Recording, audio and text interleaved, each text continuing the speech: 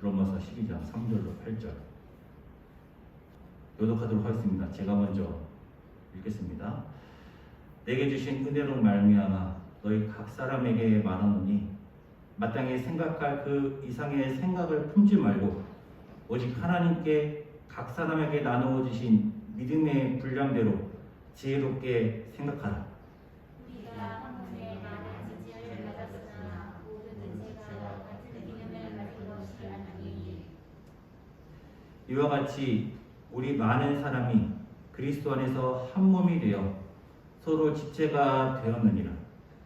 우리에게 주신 은혜대로 받은 은사가 각각 다르니 혹 예언이면 믿음의 분수대로 혹 섬기는 일이면 섬기는 일로, 혹 가르치는 자면 가르치는 일로, 혹 위로하는 자는 위로하는 일로 구제하는 자는 성실함으로 다스리는 자는 부지런함으로 긍휼을 베푸는 자는 즐거움으로 할 것입니다.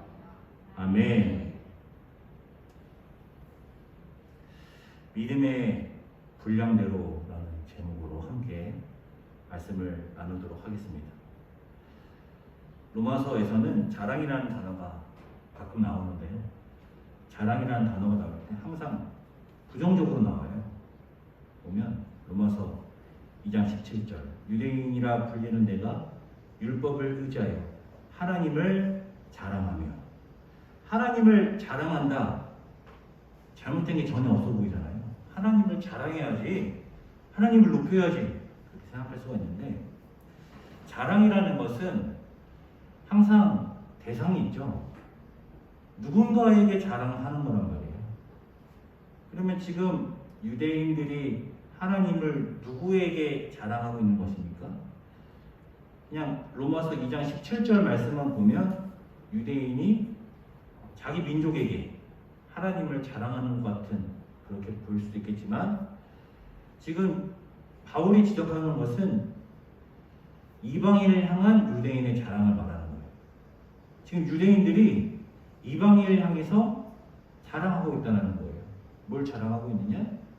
하나님을 자랑한다라는 것이죠. 유대인들이 왜 이방인에게 하나님을 자랑할까요? 본인들은 선택받은 하나님의 백성이다라는 것이죠. 나는 하나님께 선택받은 하나님의 백성이고 너는 아니고, 나는 하나님을 자랑하고 너는 못하고. 2장 23절에서는 율법을 자랑하는 내가, 나는 율법을 자랑하고 너는 못하고. 왜냐하면 율법은 하나님께서 유대인에게만 주셨으니까. 우리는 율법을 가지고 있고 너희는 가지고 있지 않아. 우리는 하나님의 뜻을 알고 있고 너희는 모르고. 그렇게 유대인이 이방인에게 자랑한다는 거예요. 그런데 바울이 왜 이 자랑을 부정적으로 말하냐면, 자랑하는 것을 통해서 본인들이 잘못하고 있는 것을 모르는 거예요.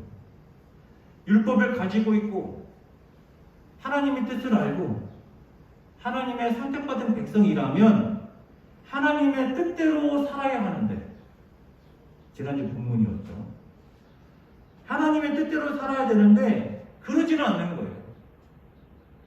하나님의 뜻을 모르고 하나님의 뜻대로 살지 않는 것과 하나님의 뜻을 알면서도 하나님의 뜻대로 살지 않는 것, 뭐가 더 잘못한 것인가요? 이렇게 보면 하나님의 뜻을 알면서도 그 뜻대로 살지 않는 것이 더 잘못하는 것이죠. 그래서 바울은 유대인의 이 자랑을 지적하는 거예요. 그의 자랑이 잘못됐다라는 것이죠. 로마서 2장에서 나오는 자랑은 유대인의 자랑을 지적하는 것이고, 로마서 11장에서 나오는 자랑은 이방인의 자랑을 말하는 거예요. 그냥 이방인이 아니라 믿는 이방인들, 그러니까 이방인 그리스도인들의 자랑을 말하는 거예요. 그 가지를 향하여 자랑하지 말라. 자랑할지라도 내가 뿌리를 보존하는 것이 아니요 뿌리가 너를 보존하는 것입니다. 로마서 2장에서 유대인이 이방인에게 자랑을 했다면, 지금 이 자랑은 누가 누구에게 하고 있는 것이냐? 믿는 이방인들이 안 믿는 유대인들에게. 이방인 그리스도인들이 믿지 않는 유대인들에게 자랑하고 있는 거예요. 어떻게 보면 똑같은 자랑이에요. 나는 믿음으로 구원받았는데, 나는 믿음으로 하나님의 백성이 되었는데 너는 믿지 않아서 하나님의 원수가 되었구나. 그전에는 뭐 네가 율법도 가지고 있고 할례 언약도 있었고 선택을 받았고, 그런데 이제 보니 내가 하나님께 선택받은 하나님의 백성이었고, 나는 믿음으로 하나님의 백성이 되었고, 너는 믿지 않아서 하나님의 원수가 되었구나. 그런데 이 자랑도 바울은 지적을 해요. 왜냐? 이렇게 자랑을 하면요, 자기를 높이면 그러면 어떻게 됩니까? 높아지면 넘어질까 조심하라. 그러면 내 말이 가지들이 꺾인 것은 나로 접붙임을 받게 하려 함이라 하니 옳도다. 그들이 믿지 아니함으로 꺾이고 너는 믿음으로 섰느니라. 높은 마음을 품지 말고 도리어 두려워하라. 하나님께서 이방인들을 접붙이기 위하여 유대인들을 잘라냈다 하잖아요. 뭘 두려워하는 것입니까? 너희도 잘라짐을 받을 수 있다는 거예요. 너희도 꺾일 수 있다. 그러니까 자랑하지 말고 겸손하라. 두려워하라 라는 것이죠. 저는 로마서에서 이 말씀뿐만 아니라 성경 전체에서 가장 중요한 단어가 뭐냐? 사람들은 믿음이다 그럴 수도 있을 테고 사랑이다 라고 할 수도 있을 텐데, 제가 봤을 때는 겸손이 가장 중요해요.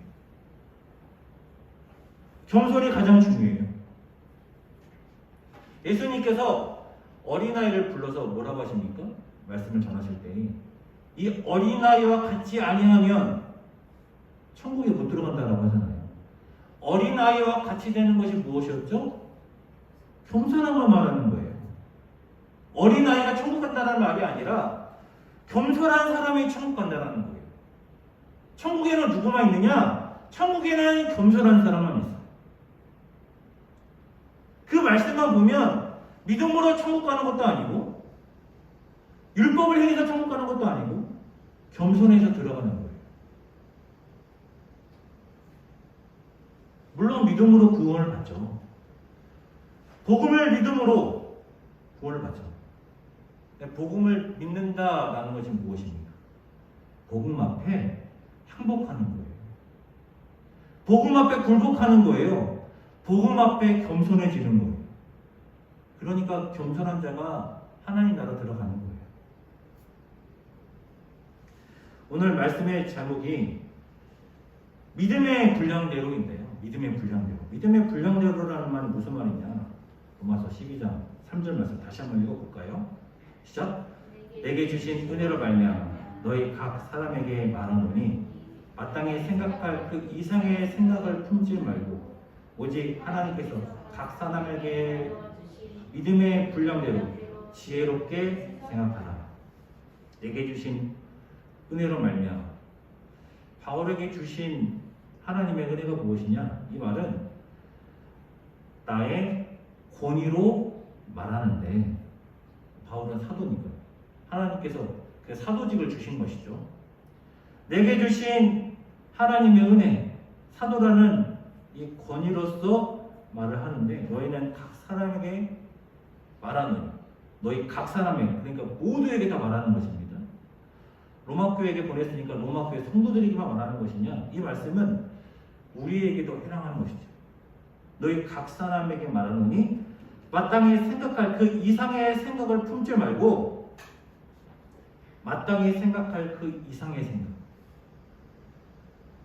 모든 사람이 다 자기가 생각해야 되는 그 이상의 생각을 하지 말라는 거예요. 이게 무슨 말이냐?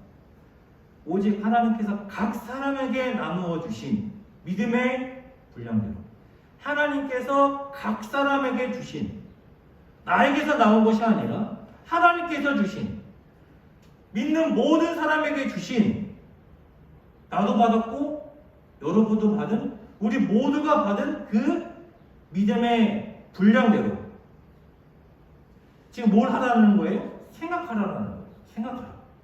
생각을 하는데 생각할 그 이상을 생각하지 말라. 이거 생각하라는 거에 생각하지 말라는 거예요. 지혜롭게 생각하라. 그 이상의 생각을 하지는 않는데 지혜롭게 생각하라. 이게 무슨 말이냐면요. 그냥 쉽게 말하면 겸손하라 이런 말이에요. 겸손해라. 조금 더 직접적으로 말하면 네 주제를 알아라. 네 분수를 알아라. 이런 말이에요. 네 분수를 알아라. 네 주제를 알아라. 너 자신을 알라. 그런 말이죠. 네 믿음의 분량을 알아라. 좀 다르게 표현하면 그냥 쉽게 말하면 겸손하라. 앞에서도 바울이 자랑하지 말라고 했잖아요. 같은 말을 하고 있는 거예요. 자랑하지 말아라. 이렇게 말하는 것이 아니라 믿음의 분량대로 지혜롭게 생각하라. 같은 말이다라는 것입니다. 하나님께서 우리 모두에게 믿음의 분량을 줬다라는 거예요. 그런데 그 믿음의 분량 이상을 가면 어떻게 되느냐? 생각 그 이상으로 가면 어떻게 되느냐? 그러면 자랑하는 거예요. 하나님께서 주신 믿음의 분량대로만 하면은요 자랑하지 않아요. 근데 그 믿음의 분량 이상을 갔을 때 자랑하게 되는 거예요. 거기까지 가지 말라 이거죠. 우리가 한 몸에 많은 지체를 가졌으나 모든 지체가 같은 기능을 가진 것이 아닙니다. 우리 몸에는 뭐 손도 있고 발도 있고 오장육부도 있고 많은 지체들이 있죠. 그러나 한 몸이다. 이 말은 다름도 말하고 있고요. 손도 다르고 발도 다르고 눈도 다르고 다 다르잖아요. 다름도 말하고 있지만 다름에 중점이 있는 것이 아니라 어디에 포커스가 있습니까? 한 몸에 포커스가 있는 거예요. 너희가 다 다르지. 몸에는 많은 지체가 있지. 다 다르지. 하지만 너희는 한 몸인 거야. 바울이 이제 12장부터 권면을 시작하는데 12장에서 너의 몸을 거룩한 산 제물로 드려라. 그렇게 권면을 시작하는데 이제 그 권면이 구체적으로 간단 말이에요. 1절에서는 너의 몸을 거룩한 산 제물로 드려라. 2절에서는 하나님의 뜻을 분별하라. 그렇게 말하면서 이제 오늘 본문부터 좀 구체적으로 가는데 구체적으로 가면서 가장 먼저 권면하는 것이 무엇이냐? 겸손하라. 너희는 하나다. 라는 것을 말하고 있어요. 교회들이 가장 강조하는 것이 뭘까요? 물론 교회마다 다르겠죠. 교회마다 다를 텐데 보통 교회들이 가장 강조하는 게 뭘까요? 사랑일까요? 어떤 영적인 성장일까요? 성숙일까요? 교회들이 가장 강조하고 있는 게 뭘까요? 저는 전도라고 봐요. 부흥, 전도. 바울이 로마 교회를 세우지 않았죠. 그런데 우리가 이제 초대교회에 대해서 함께 나누지 않았습니까? 초대교회. 초대교회는 어떠한 모습이었느냐? 초대교회는 믿는 사람들이 가정에 모여서 예배를 드렸어요. 물론 가정에서 예배를 드린다고 뭐 10명도 안 되는 뭐 2-3명 이렇게 예배 드린 건 아니에요. 가정에서 예배를 드렸어도 많게 드릴 때는 큰 집에서 모인다고 한다면 뭐 몇십 명이 모일 수도 있는 거예요. 근데 그런 일은 드물었겠죠. 그런 일은 드물었을 때고 뭐 2-3가정, 3-4가정 뭐 이렇게 모였을 거예요.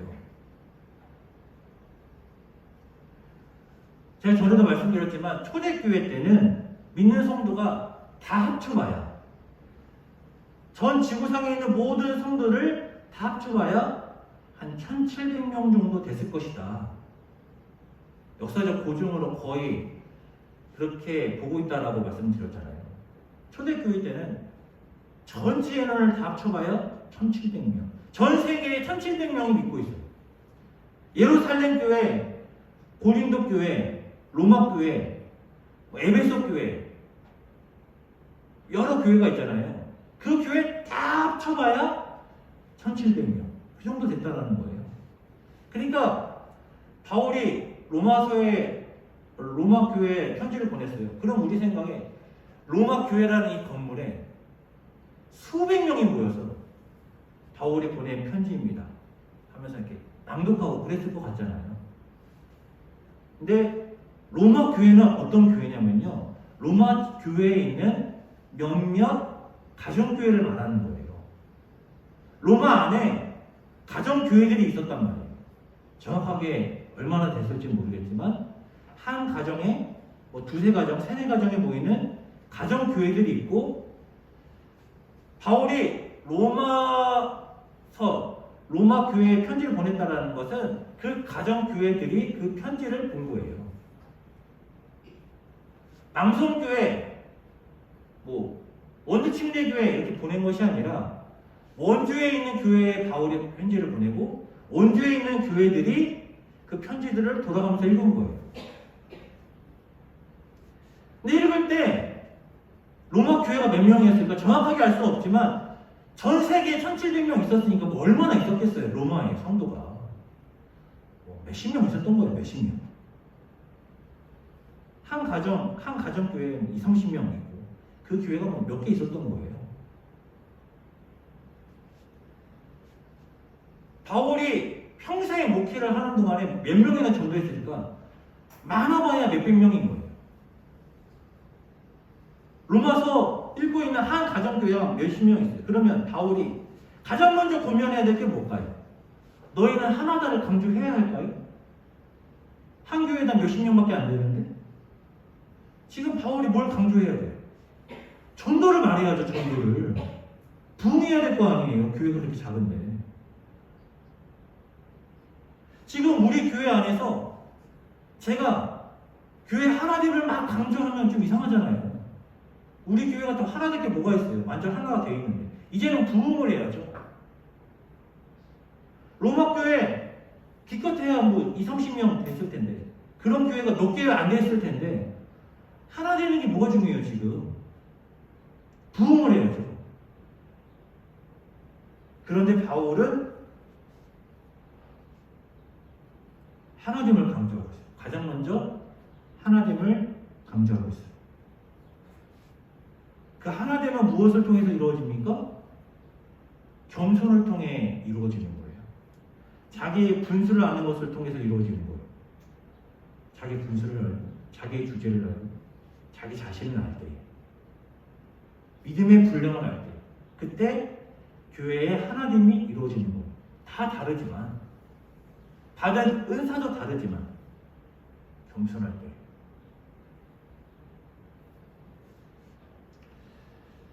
이와 같이 우리 많은 사람이 그리스도 안에서 한 몸이 되어 서로 지체가 되었느니라. 우리 많은 사람은 로마 교회에 있는 모든 교회를 다 말하는 거예요. 로마에 있는 한 가정교회를 말하는 것이 아니라 로마에 있는 모든 가정교회, 우리 많은 사람들이 그리스도 안에서 한 몸이 되었느니라. 물론 로마뿐만 아니라 전 세계의 모든 교회들이 1700명이 되는 모든 교회들이 다 한 몸을 이룬 것이죠. 우리에게 주신 은혜대로 받은 은사가 각각 다르니 혹 예언이면 믿음의 분수대로. 예언이라는 것이 미래를 말하는 거잖아요. 물론 그런 측면도 있겠죠. 그런 측면도 있는데 여기서 말하는 예언은 하나님으로부터 계시를 받아서 성도에게 주는 권면을 말하는 거예요. 물론 이 권면에는 뭐 미래를 말하는 것도 있을 수 있겠죠. 바울이 로마서를 쓴 것이 예루살렘으로 가는 길에 쓴 거잖아요. 바울이 예루살렘으로 가는 곳에서 만나는 그리스도인들 중에 예언하는 사람마다 바울에게 뭐라고 권면합니까? 예루살렘에 가지 말라고 권면해요. 왜냐하면은 예루살렘에 가면은 사도 바울 당신이 죽는다라는 거예요. 미래를 말하는 권면인 것이죠. 하나님께로부터 바울이 예루살렘 가면 죽는다라는 계시를 받고 사도 바울에게 예루살렘에 가지 말 것을 권면한단 말이에요. 그것이 이제 예언인 것이죠. 미래를 말하는 것.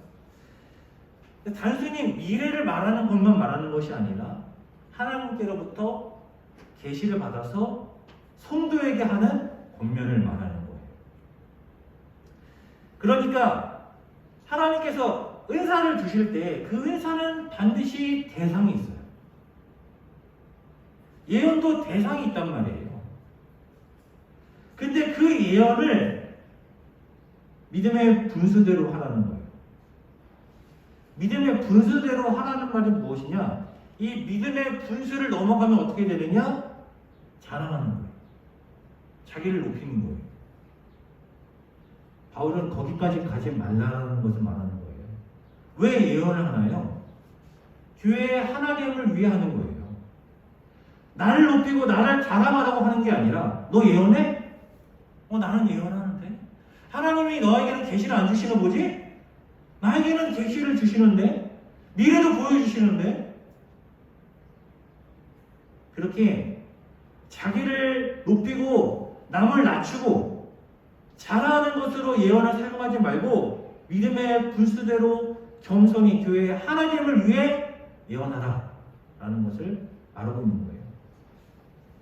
섬기는 일, 여기서 섬기는 일은 사역을 말하는 것 같아요.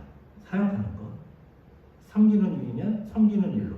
가르치는 일.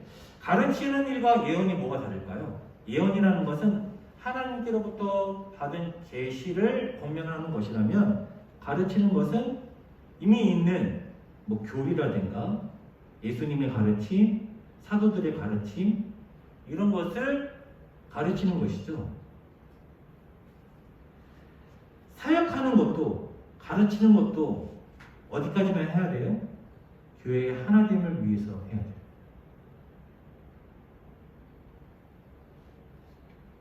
자기를 높이지 말라는 거예요. 나 가르치는 사람이야. 나 교사야. 나 집사야. 장로야. 권사야. 이걸로 자랑하지 말라는 거예요.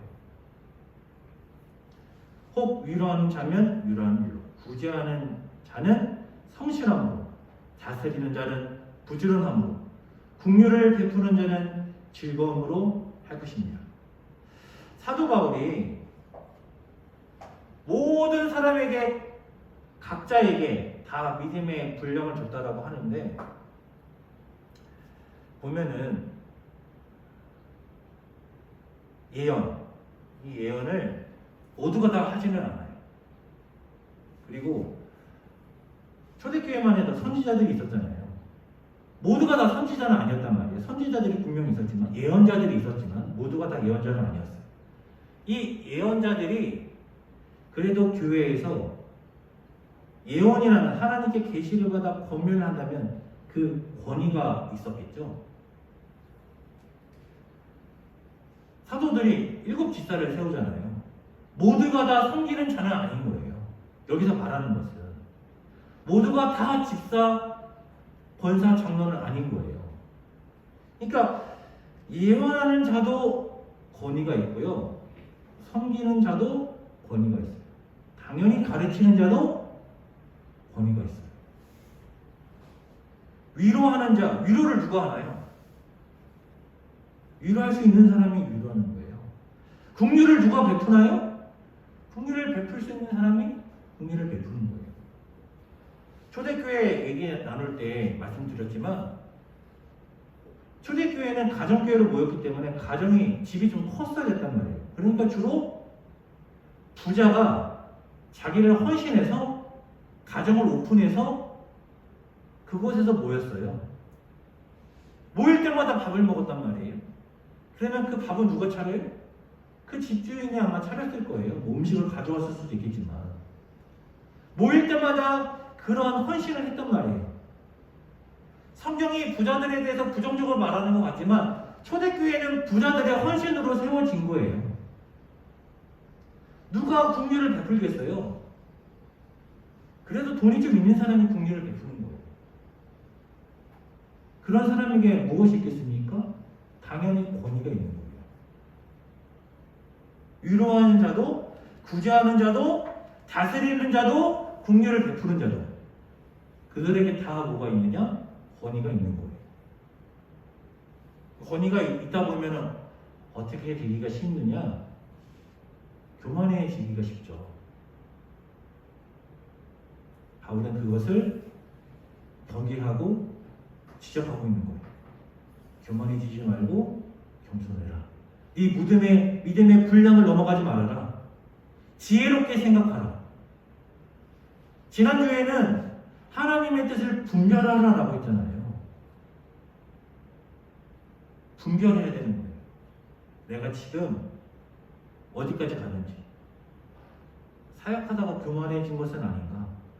나의 이 사역이, 나의 이 은사가 지금 나를 자랑하고 있는 것은 아닌가. 돌아보라 이거예요. 초대교회가 그렇게 작았는데도 지금처럼 몇십 명, 몇백 명, 몇천 명, 몇몇 명이 모이는 그런 시대가 아니란 말이에요. 끼케야 몇십 명인 거예요. 그 몇십 명이 모이는 공동체 안에서도 서로 자랑하는 거예요. 맞아요. 사람은 그래요. 예수님을 믿는 모든 사람들이 복음에 항복하여 겸손해야 하지만 하나님께서 은사를 주시니까 그거 자랑하는 거예요. 너 예언해? 너 가르쳐? 너 긍휼을 베풀어? 너 위로하고 있어? 자랑하는 거예요. 그 자랑은 교회를 깨트려요. 모두가 다 겸손하다면, 나를 낮추고 남을 높인다면 교회가 깨지겠습니까? 절대로 안 깨지죠.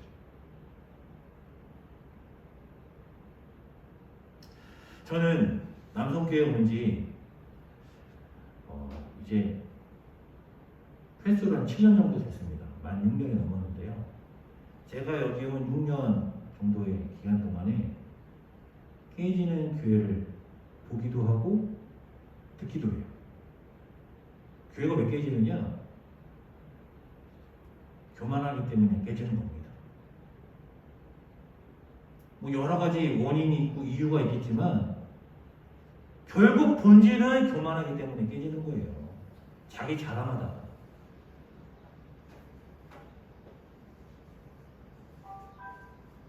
부흥하는 건 중요하죠.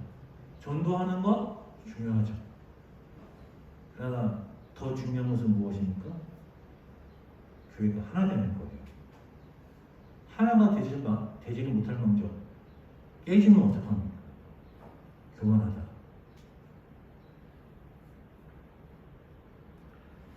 지민과정 공부를 하는데 그런 시간이 있었어요. 한국교회 가장 큰 문제는 무엇일까요? 제가 대답한 것은 아니고 한 목사님께서 이렇게 대답하셨어요. 집단적 이기주의가 한국교회의 가장 큰 문제다. 저는 그 말에 동의해요. 저도 한국교회의 가장 큰 문제는 집단적 이기주의라고 생각해요.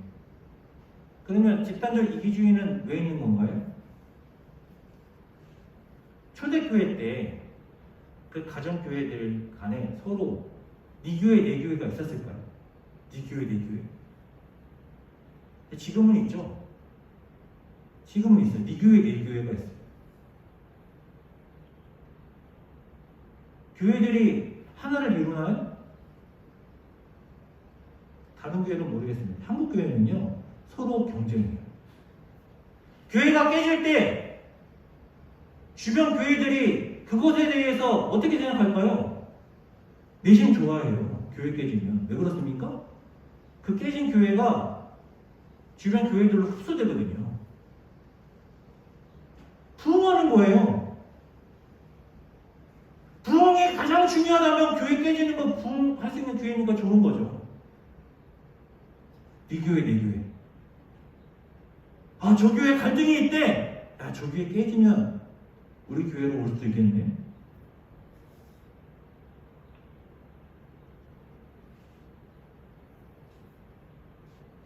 저는 이 작은 남성교회에서 목회하면서 자영업과 좀 비슷하다라는 느낌을 받게 돼요. 자영업, 뭐 치킨 가게, 편의점 이런 가게들 있잖아요. 교회는 어떻게 부흥했어요? 라고 말할 때 이렇게 말하는 것 같아요. 요즘 장사는 좀 잘 돼요. 손님은 좀 와요. 안 믿는 사람들도 그렇게 저에게 말할 때가 있거든요. 요즘 교회는 좀 잘 돼요. 되게 성도는 좀 늘었어요. 손님은 좀 늘었어요. 이렇게 말하는 것처럼 느껴질 때가 있어요. 교회가 자영업과 많이 비슷해요. 교회들이 지금 무엇을 위해서 힘쓰고 있나요? 생존을 위해서 힘쓰고 있어요. 생존을 위해서. 생존하기도 힘든 시대잖아요. 교회들이 생존을 위해서 힘쓰고 있어요. 생존하기 위해서 옆교회와 지역교회와 경쟁을 해요. 저 교회가 망하면 더 생존하기 유리해지는 거예요. 한 지역 안에 교회가 늘면은 생존에 불리해지는 거예요. 그러니까 가까운 곳에 교회가 또 개척되면은 상도도 우둔하는 거예요.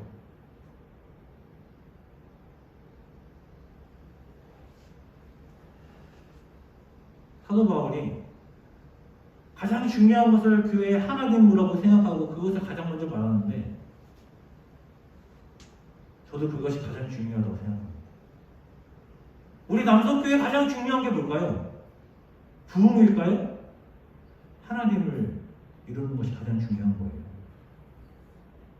내 안에 있는 이기심, 내 안에 있는 욕심, 자랑하고 싶은 마음, 예수 그리스도의 십자가를 못 받고 믿음의 분량대로 자기 분수를 알아 겸손히 하나님이 주신 은사대로 섬기는 거예요.